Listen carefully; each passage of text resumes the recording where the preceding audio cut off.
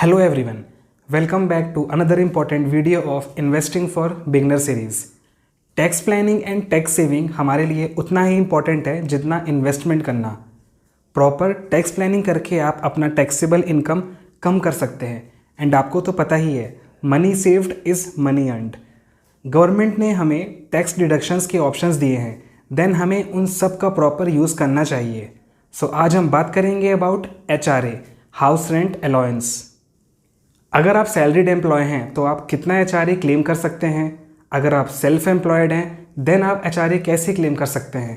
अगर आप पेरेंट्स के साथ रहते हैं देन क्या आप HRA क्लेम कर सकते हैं।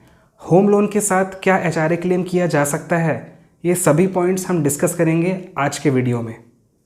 तो चलिए शुरू करते हैं।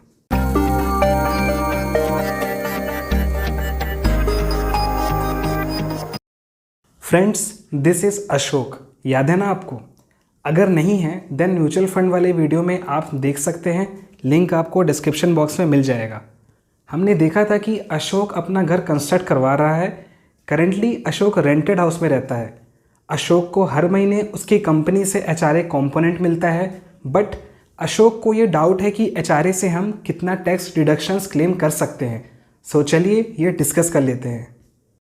HRA, हाउस रेंट अलाउंस, ऐसा अमाउंट होता है जो एम्प्लॉयर एम्प्लॉयज़ को देते हैं to compensate for rent.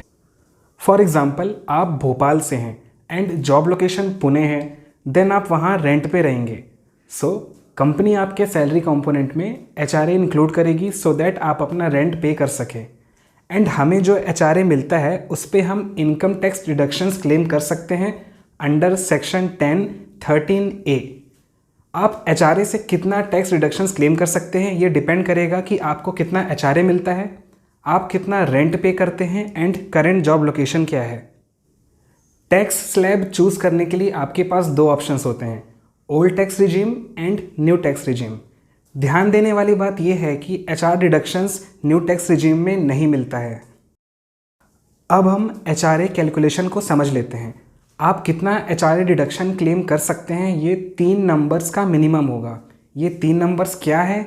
First is actual HRA received. आपके सैलरी कंपोनेंट में HRA मेंशन्ड होता है एंड वो आपका एक्चुअल HRA रिसीव्ड होता है। मींस कंपनी से आपको जो HRA मिल रहा है वो एक्चुअल HRA होगा। सेकेंड इज़, अगर आप metro cities like Mumbai, Delhi, Kolkata या चेन्नई में रहते हैं देन आपको अपने बेसिक का 50% कैलकुलेट करना होगा एंड अगर नॉन मेट्रो सिटीज़ में रहते हैं देन 40%। अगर आप गवर्नमेंट एम्प्लॉयज़ हैं देन आपको डियरनेस अलाउंस भी मिलता है। ऐसे केस में आपको बेसिक प्लस DA का 50% for metro cities and 40% for non metro cities calculate करना होगा। Third point is rent minus 10% of basic. It means आप जितना भी रेंट पे कर रहे हैं उसमें से 10% ऑफ बेसिक माइनस कर देंगे। गवर्नमेंट एम्प्लॉयज़ के केस में rent minus basic plus DA का 10% आपको कैलकुलेट करना है। ये तीनों नंबर्स कैलकुलेट करने के बाद इनमें से जो मिनिमम होगा उतना आपको HRA डिडक्शंस मिल जाएगा। HRA कैलकुलेशंस को अब हम एक एग्जांपल से समझ लेते हैं। मान लीजिए अशोक की सैलरी है 50,000 पर मंथ एंड जैसा कि आपको पता है अशोक का घर अंडर कंस्ट्रक्शन है एंड करेंटली अशोक मुंबई में रहता है रेंट देके। सो 50,000 में से 20,000 उसका बेसिक है, 12,000 HRA है एंड अशोक हर महीने 15,000 एज रेंट देता है। मुंबई एक मेट्रो सिटी है सो हम यहाँ पे 50% ऑफ बेसिक निकालेंगे जो कि हो जाएगा 10,000। यहाँ पे रेंट माइनस 10% ऑफ बेसिक हो जाएगा 13,000। सो अब हम अगर minimum of these 3 number calculate करें तो ये हो जाएगा 10,000। सो अशोक हर महीने 10,000 का HRA डिडक्शन ले सकता है एंड अगर ईयरली कैलकुलेशन करें तो ये हो जाएगा 1,20,000 ईच ईयर।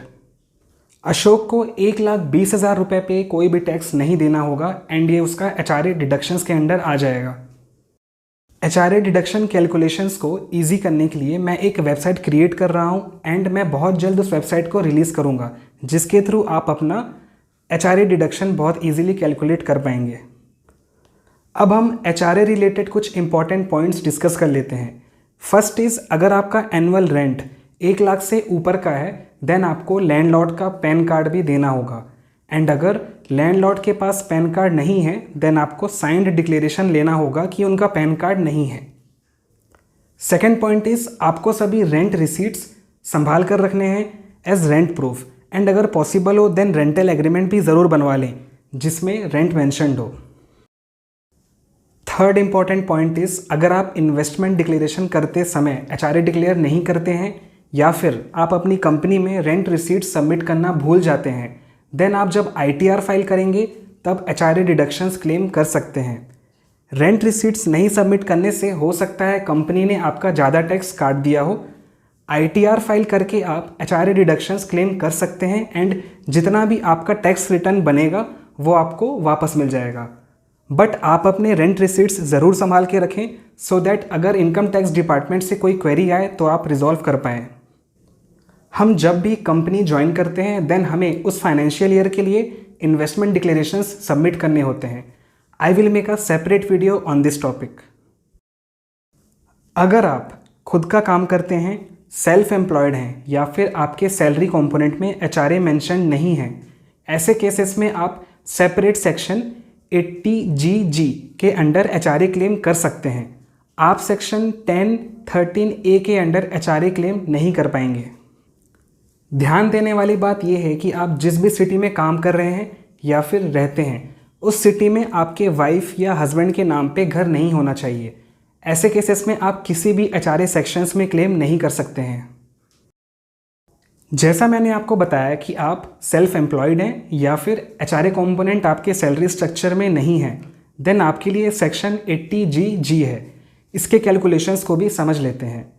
सेक्शन 80GG में भी आपको मिनिमम ऑफ 3 नंबर्स कैलकुलेट करना होता है।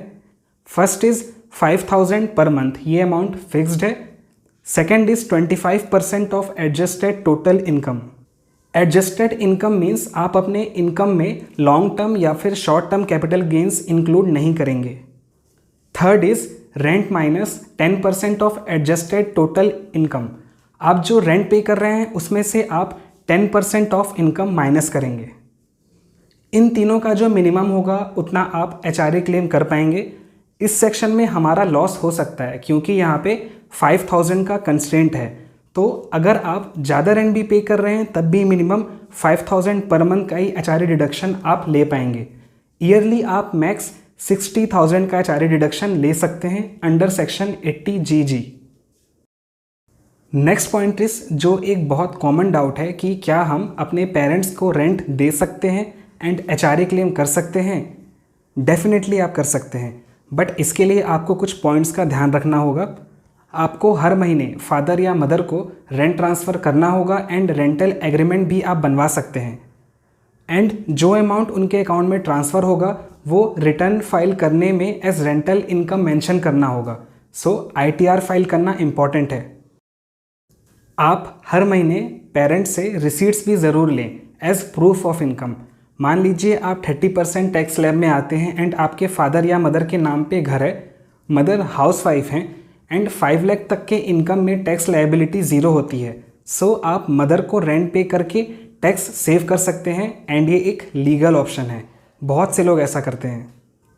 एक इम्पॉर्टेंट पॉइंट ये है कि आप अपने फादर या मदर को तो रेंट पे कर सकते हैं बट अपने वाइफ या हस्बैंड को रेंट पे करके HRA डिडक्शंस क्लेम नहीं कर सकते हैं। नेक्स्ट अब हम HRA एंड होम लोन का केस देख लेते हैं। बहुत से लोगों की ये क्वेरी होती है कि क्या हम HRA एंड होम लोन दोनों के डिडक्शन साथ में ले सकते हैं। यस, आप ले सकते हैं। फॉर एग्जांपल मान लीजिए आपका घर भोपाल में है एंड आप पुणे में जॉब करते हैं, वहाँ आप रेंट पे रहते हैं, सो आप दोनों HRA एंड होम लोन के डिडक्शंस क्लेम कर सकते हैं। होम लोन डिडक्शंस के लिए मैं एक सेपरेट वीडियो बनाऊंगा एंड फिर हम उसमें सारे होम लोन डिडक्शंस को देखेंगे।